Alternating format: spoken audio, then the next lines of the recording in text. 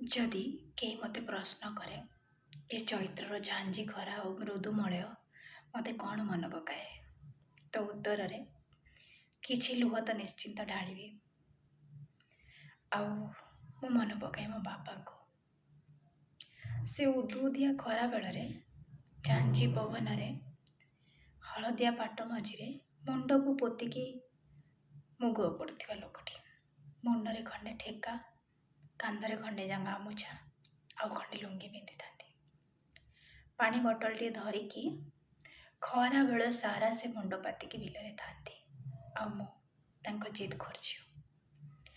Mummy ଯେତେ ମନା କଲେ ବି ମୁଁ ସେ ଖରାରେ ବାବାଙ୍କ ପାଇଁ ଖାଇବା ନେଇକି ଯାଏ। ଆଉ ବାବା ଯେତେ ମନା କଲେ ବି ମୁଁ ସେ ଖରାରେ ତାଙ୍କ ପାଖରେ ବସିକି ରୁହେ। ଜାଣିନି କ'ଣ ପାଇଁ, କିନ୍ତୁ ମୋତେ ଭଲ ଲାଗେ। ମୁଁ କାଳେ ହଜିଯିବି ବୋଲି ବାଟ ମଝିରେ ବିଲ ମଝିରୁ ଡାକ ଦେଉଥିବେ, ମା ଏପଟେ ଆସେ, ଏପଟେ ଆସେ, ସଳଖି ଆସେ, ପଡ଼ିଯିବୁ, ମୁଣ୍ଡରେ ଗାମୁଛାଟେ ଦେ। ନିଜେ ଖରାରେ ଜଳୁଥିବେ ଆଉ ସେ ହିଡ଼ ଉପରେ ବସିକି ଖାଇବା, ତାର ମଜା କିଛି ଅଲଗା।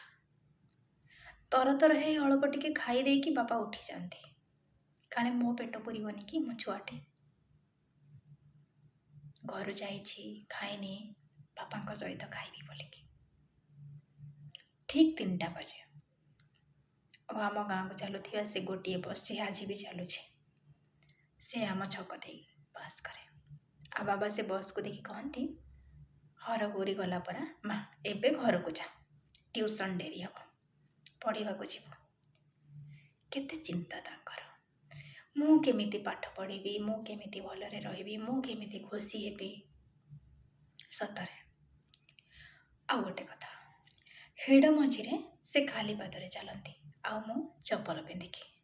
କେଜାଣି କାହିଁକି ସେ କଇଁଚ ଗଛର କଣ୍ଟା ବାରମ୍ବାର ମୋ ପାଦରେ ଲାଗେ। ମୁଁ ଜାଣିନି ବାପାଙ୍କୁ କଣ୍ଟା ଲାଗେନି ନା ଲୁଚେଇ ଦିଅନ୍ତି। ସତରେ କ'ଣ ସେ ଏତେ କଠିନ? ଭୁଲିଯାଆନ୍ତି କଣ୍ଟାର କଷ୍ଟକୁ ଆମ ପେଟରେ ଦାନା ଦେବେ ବୋଲିକି। ଏହା ଭିତରେ ଅନେକ ଦିନ ବିତିଗଲାଣି, ଅନେକ ବର୍ଷ।